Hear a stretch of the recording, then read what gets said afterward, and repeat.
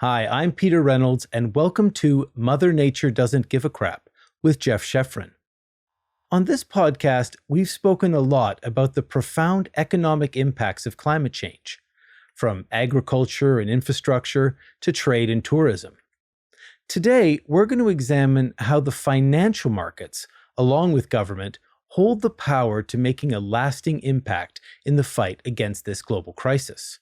From green bonds to climate-focused investment funds, we'll delve into the intersection of economics, climate action, and the transformative potential of harnessing capital for a more sustainable future.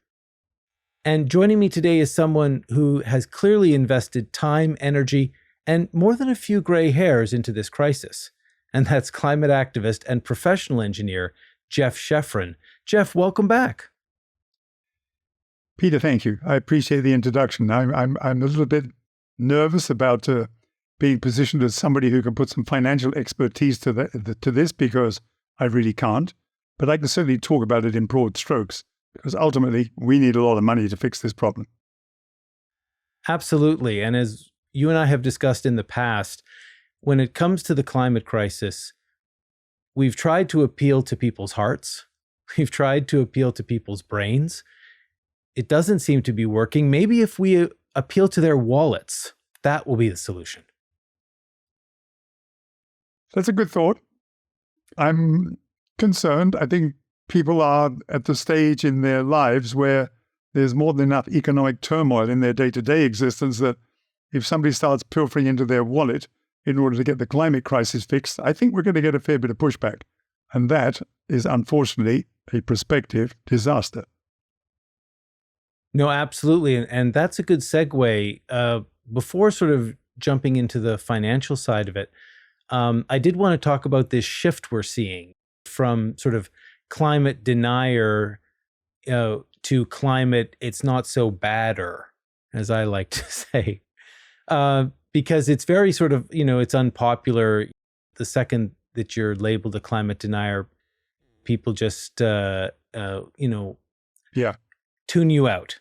Yeah. But what, we're often seeing is this shift, particularly I think on the right wing, where they're sort of soft pedaling the climate crisis to avoid some of the sort of what they consider radical changes in policy, like carbon taxes or, banning gas vehicles or restrictions on carbon emissions. And in my research, it's interesting because you're seeing the rise of sort of populism versus the climate crisis. And very much to your point, Geoff, about how populist leaders are talking and saying, look at these elites trying to dip into your pocket to fix the climate crisis. And this sort of scaremongering and really going against science, but appealing to really people's wallets and saying, we can't put up with this. Yeah. And, my response to that would be, we are in a climate crisis and there is no free lunch. Somewhere or another, we have to spend a global small fortune to get out of this problem. I've said before on previous podcasts, my uneducated guess is we're going to need more than $80 trillion. And the only reason I've ever picked that number is because global GDP is around $86 trillion.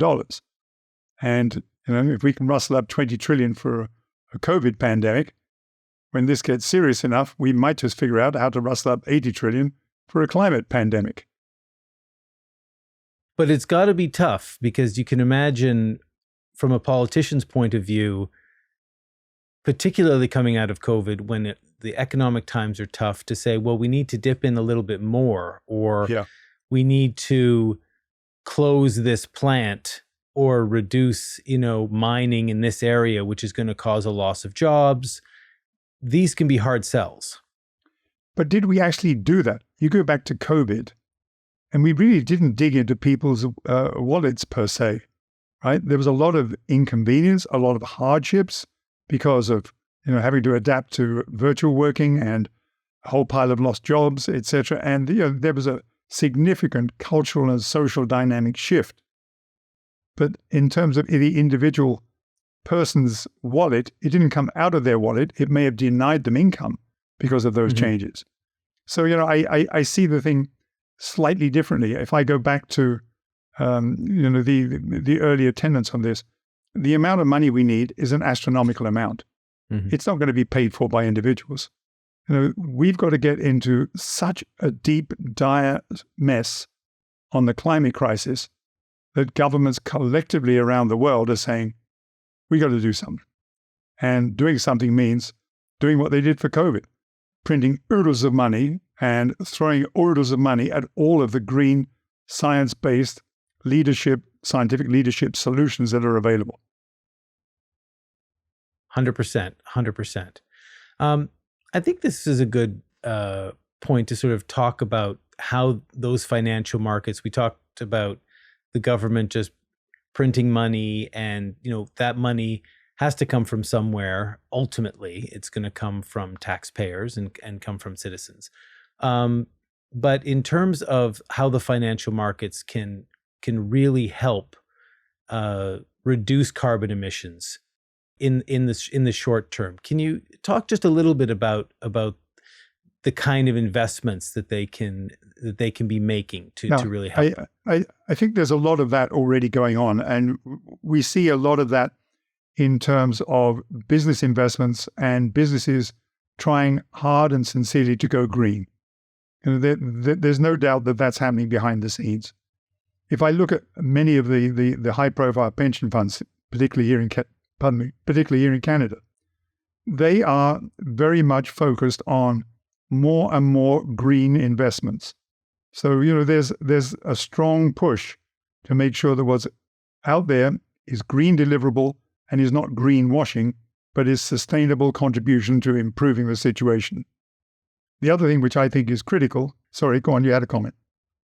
No, I was going to say that when you mentioned greenwashing, this idea of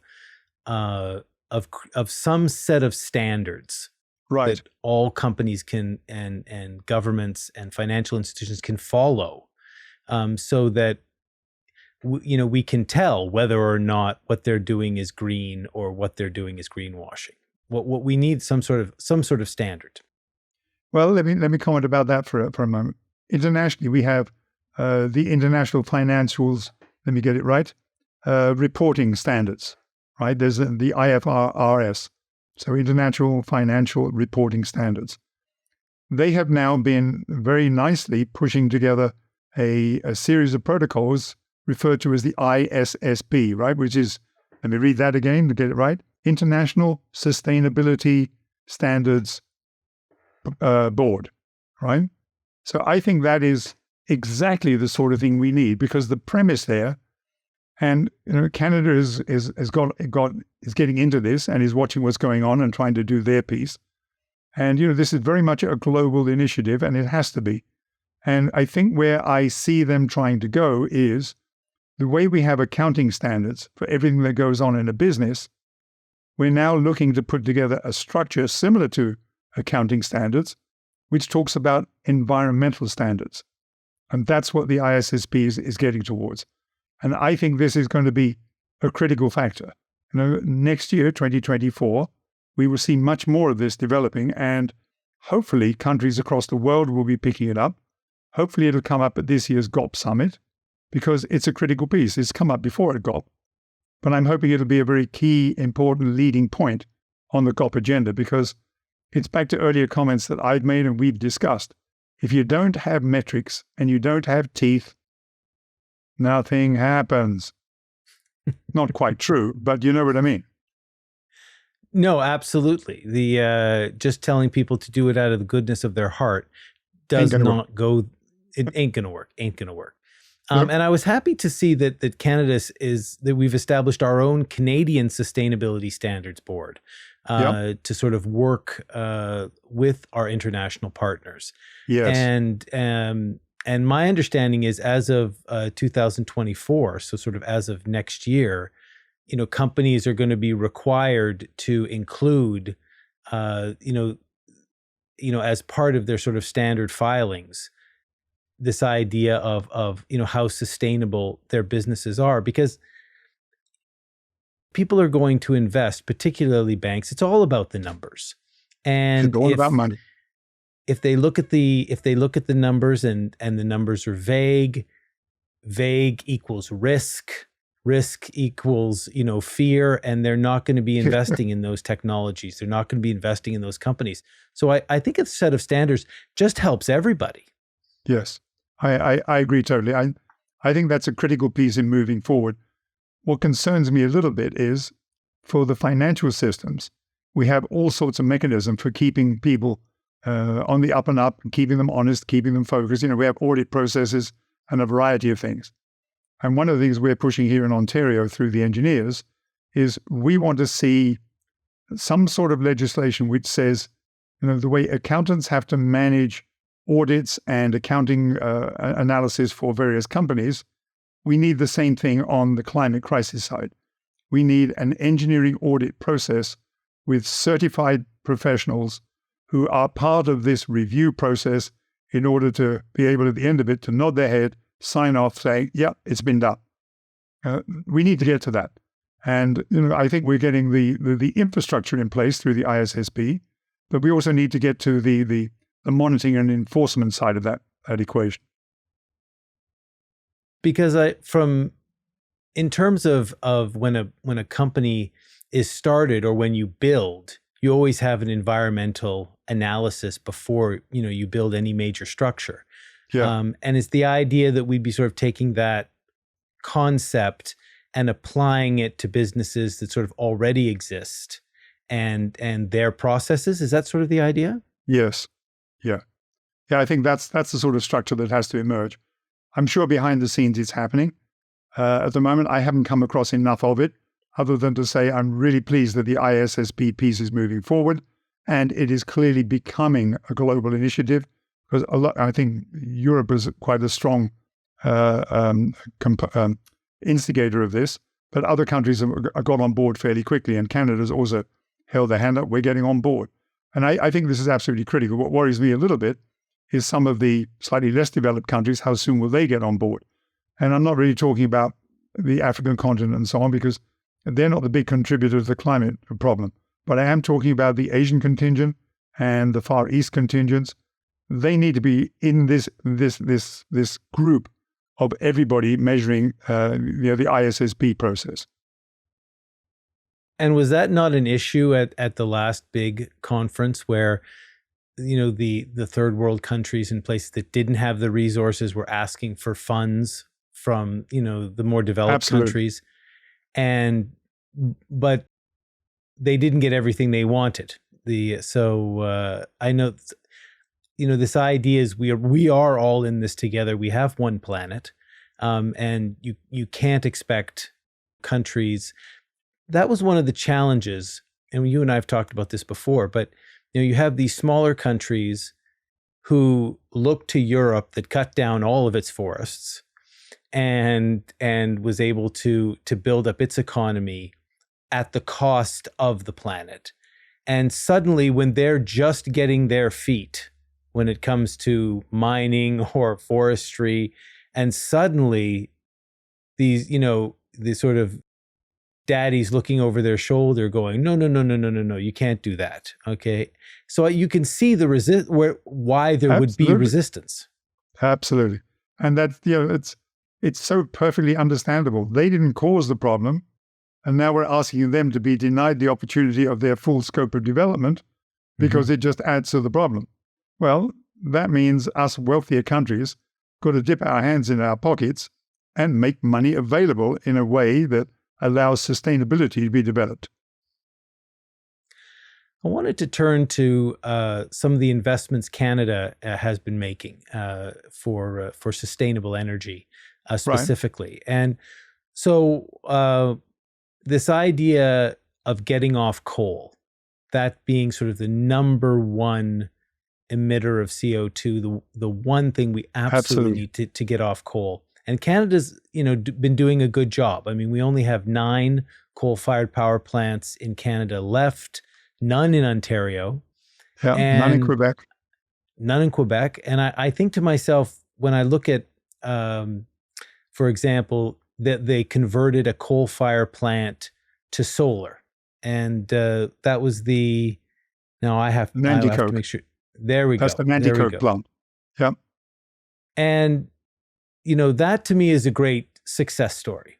Yes, it is. Taking an area, you're converting it to green energy, but you're also, employing people. It seems like a big success story and something that can really be duplicated, across the country and the world. Yeah. Yeah, I would agree.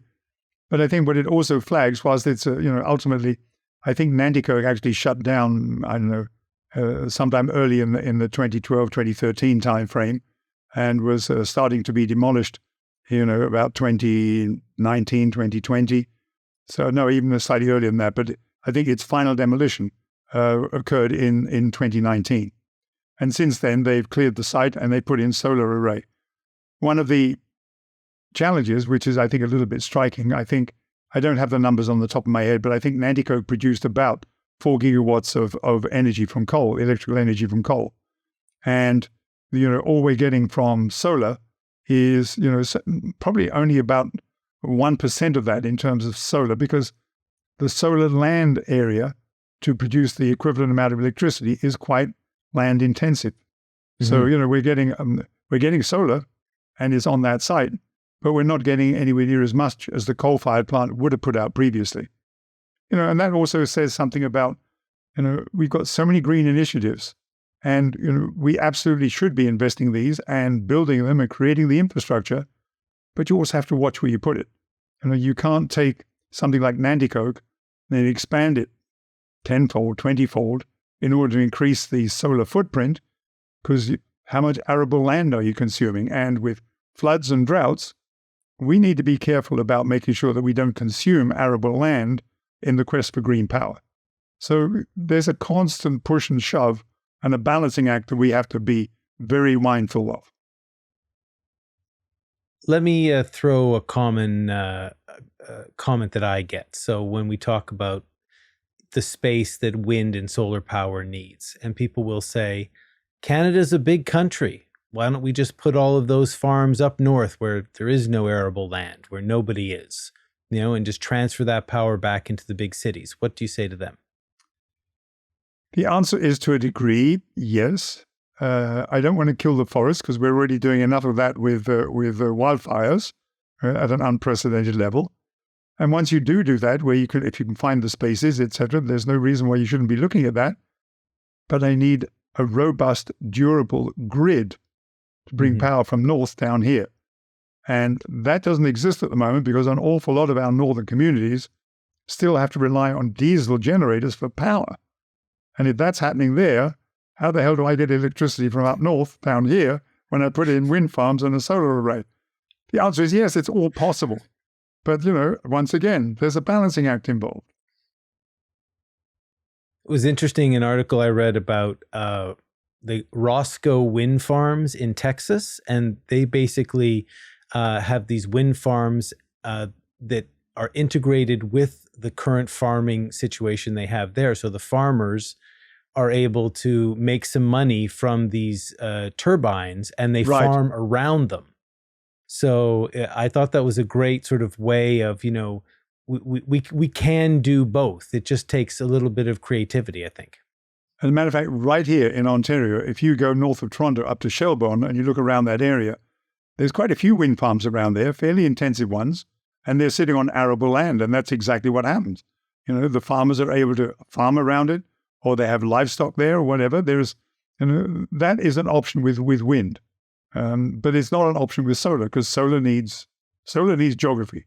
Wind just needs a post in the ground, and around that post, you can do a fair bit of work, because the next post is quite a way away. And I know that we talked about the coal-fired plant being converted into solar, but are most being converted into gas plants? Is that sort of the because I know you've talked about that in the past. I don't know. At the moment, in Ontario, we're fortunate because we have so much green. We're about 93, 94%.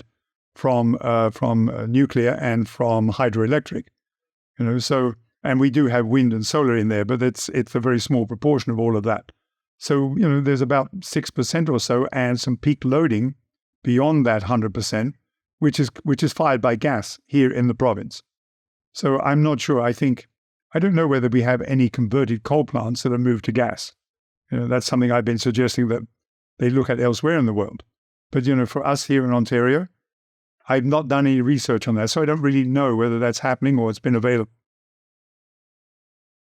Let's talk about, you touched on nuclear and the idea that nuclear has to be part of the conversation. Can you talk about some of the investments we've been making in nuclear, both, I guess, in Canada and specifically Ontario? Well, let me start with the Ontario piece, and many of you will have seen in the papers, particularly if you're local here within Canada, that the Ontario provincial government has really stepped up. We had one SMR, small modular reactor, is in progress at the moment up at Darlington, right? They're adding 3 more, which is just terrific. And, maybe they'll be there feeding into the grid. Maybe they'll take them and put them elsewhere in the country. If you have some SMRs up north, you've got power generation, in places that currently don't have good power access, right? Then you look at the other announcements they've made is about pushing OPG in Bruce Power to start planning for a large nuclear. That too is not going to be very popular with people in Greenpeace and so on, but nuclear, we have no choice. We've got to use every scientific tool for generating green power that is at our disposal. And in that context, a large-scale nuclear is an essential piece. Right? Then the other thing that has happened, sorry, did you want to jump in? No, I to that point, it was interesting because and all these things you learn, particularly on the financial side, this investment you were talking about, that the Canada's Infrastructure Bank, the CIB, invested $1 billion in this Darlington project. Correct. I mean, I'd never even heard of the CIB. The fact that we actually have and I think this is very interesting. That there They've been around for a while. Yeah, and I never knew, but that they focus on infrastructure projects and this idea of committing into something that isn't happening right away, because I don't think the SMR in Darlington's is going to be online until 2028. Something like that. Yes, another few years yet, but it's underway. Yeah. Is it underway fast enough though, Geoff? Are we moving fast? That's always the case, isn't it? I think the point is, I think they've got through all the regulatory hurdles. And if you remember, we had David up on one of our podcasts 2 or 3 episodes back, where he's the project lead from OPG down on that project at Darlington. And, he was giving us a little bit of insight on that. So the answer is yes, that one's moving forward. But then, there's another couple of good news pieces, that Ontario Provincial announced also that they're looking to significantly invest in the grid infrastructure for its durability, for it to be cyberproof, and to be expandable up north, etc. So, there's a lot happening. The federal government unusually has also chipped in, because when it comes to things like power, these are provincial jurisdictions, but the federal government has chipped in some money because it's a Canadian necessity. So if Ontario gets this piece together and we start cross-feeding between Quebec and Manitoba, we're starting to enhance the national grid capability. All of these things are important for the future. And the investment we're making in this technology is also something that can be exported to other countries. Correct, yeah. And I think one of the last things which is extremely interesting, which got a little bit of press but not a lot, is that, there's been a large-scale nuclear refurbishing at Darlington, which was on time and on budget. That sounds like a fantasy, Geoff. The on time and on budget. But it's absolutely, that's one I looked at, and it's absolutely true. And the other thing which I again credit the Ontario provincial government for is in Pickering. We have this issue with, that is the earliest of our nuclear generators. It's the old technology of CANDU, one of the original technologies. And it is not so easily upgraded as would be Bruce Power, who's going through an upgrade at the moment, or as Darlington would be. So the issue is that the province has asked for the reports, which I think date back to about 2005, 2006, which at that time said not too feasible.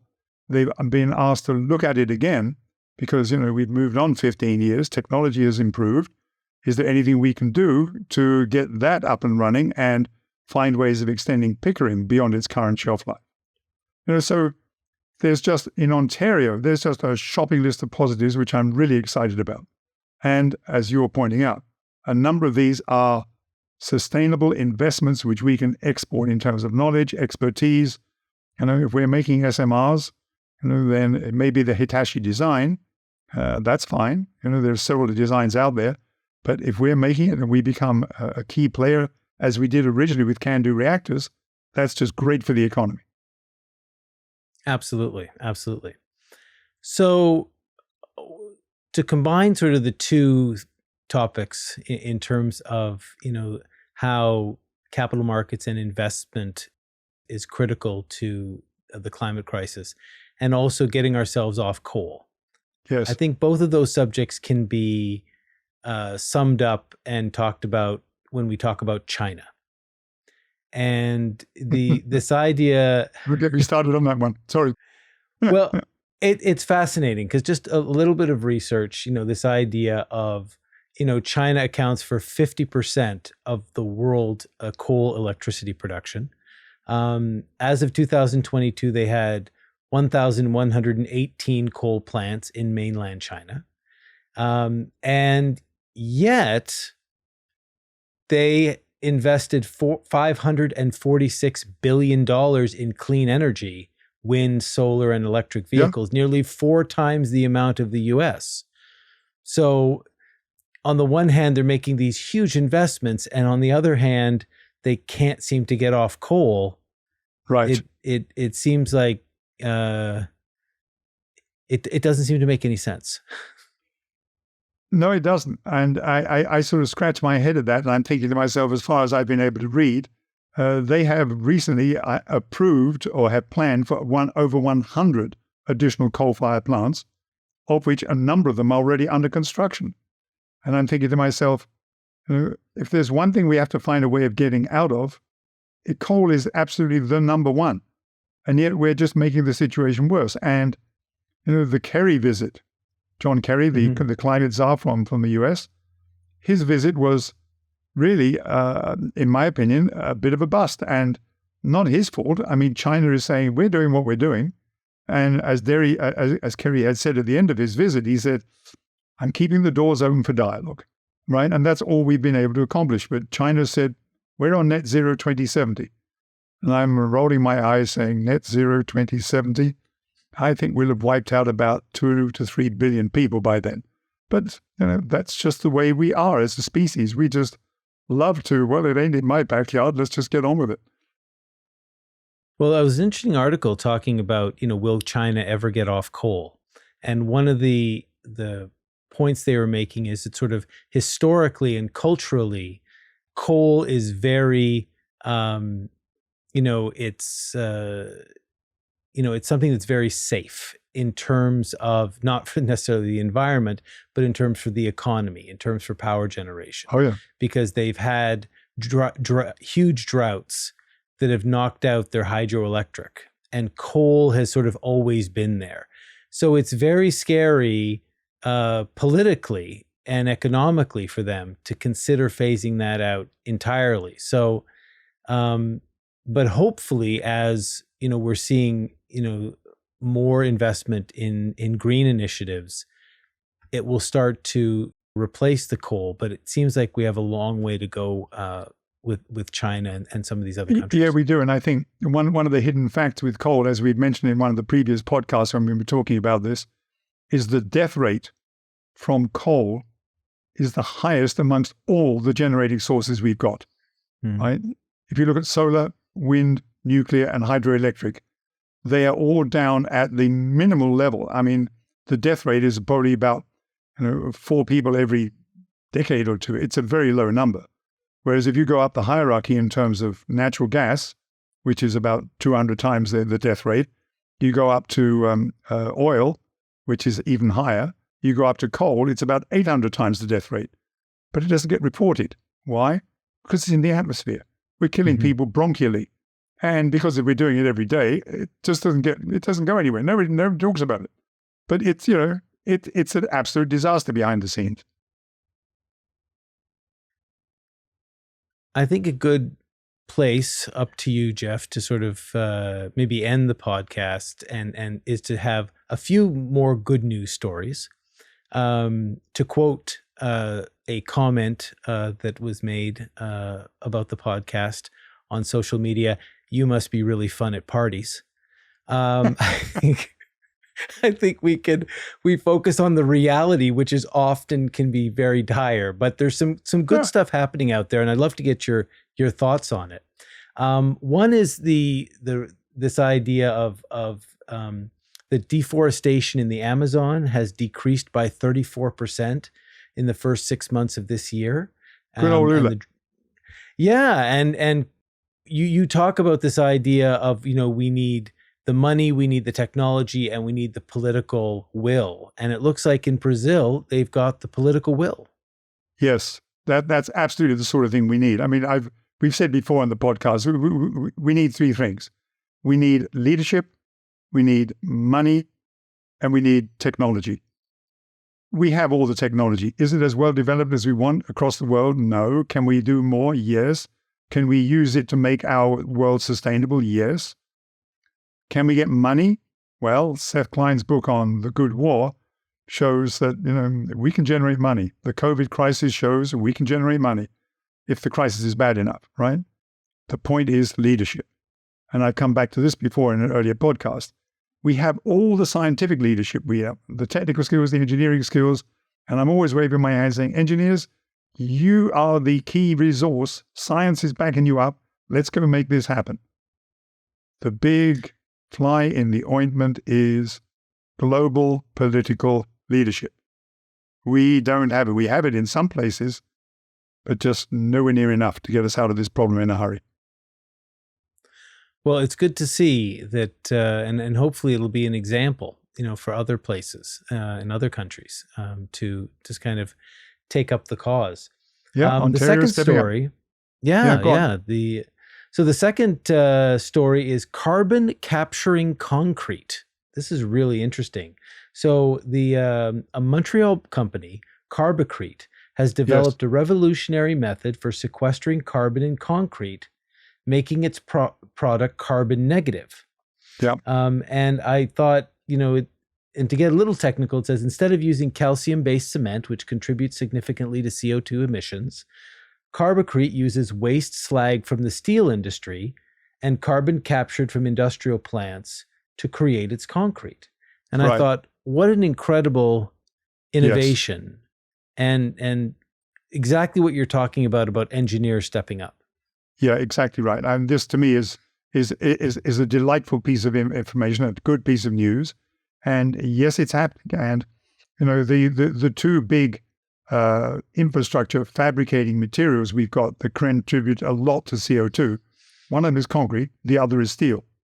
Right, so both of those from their processes, and here's a company trying to make the concrete piece green, and all credit to them. That is going to be essential, critically useful. And there's work going on behind the scenes in the steel industry. They're finding more and more creative ways to avoid the carbon dioxide footprint from steel making, right? So many companies are working on finding out how do we reduce that? How do we make that a net zero in our favor so we don't have that carbon footprint? So, there's a lot of great work going on behind the scenes, and this company module is just one of them. This is just terrific. And the third story is potty-trained cows. And this is very interesting.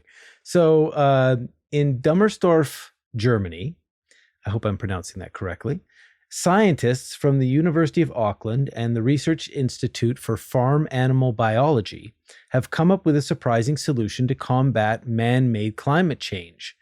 The researchers potty-trained 16 cows using a reward system, and 80% of the cows successfully used the designated toilet for urination. And the idea being that urination releases methane and ammonia, which is harmful to the atmosphere and the environment.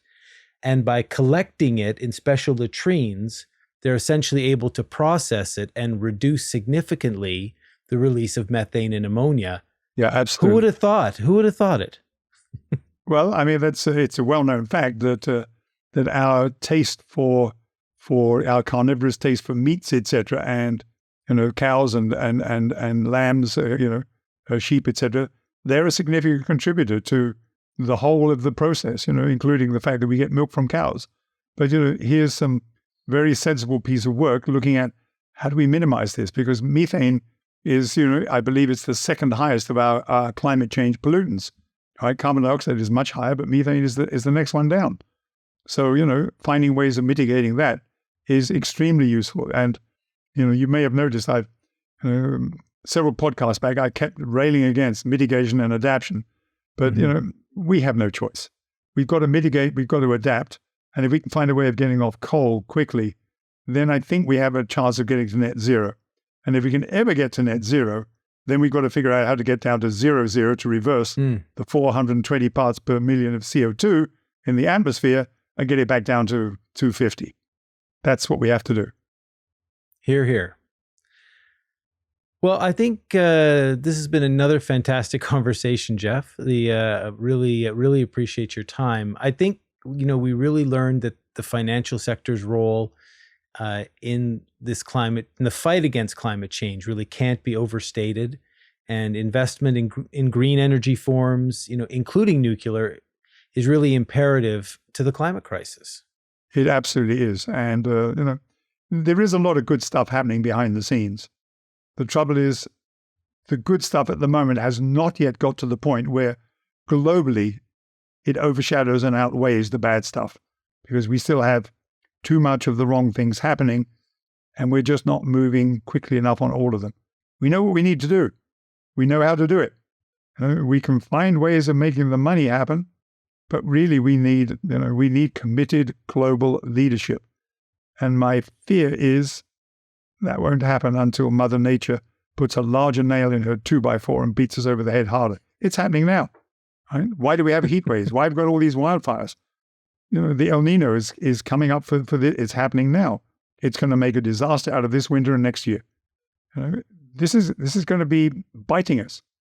Unfortunately, the only way we as a species adapt and moderate and fix problems is when it's bitten us too hard.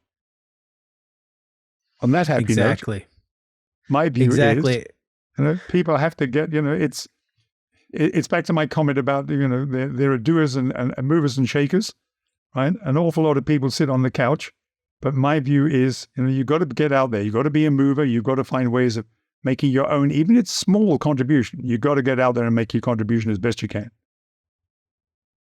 Geoff, thanks again for your time and insights. And thank you for your leadership cooperation. I love it. Thanks, Peter. And thank you, of course, to our audience. We absolutely appreciate your support. It's amazing. And keep those comments coming. We absolutely love to hear from you and get your suggestions and what you think of the climate crisis and what we can do to help get us out of this absolute catastrophe that we're moving towards quicker than we should. So and of course, you can listen to us wherever you get your podcasts, or you can watch us on YouTube. If you love to see both Geoff and my smiling faces, you can see us on YouTube as well. I don't know if that's a positive or a negative, but we would love to see you. So for Geoff Sheffrin and myself, Peter Reynolds, thank you so much. You've been watching or listening to Mother Nature Doesn't Give a Crap. And until next time, we'll see you soon. Bye-bye.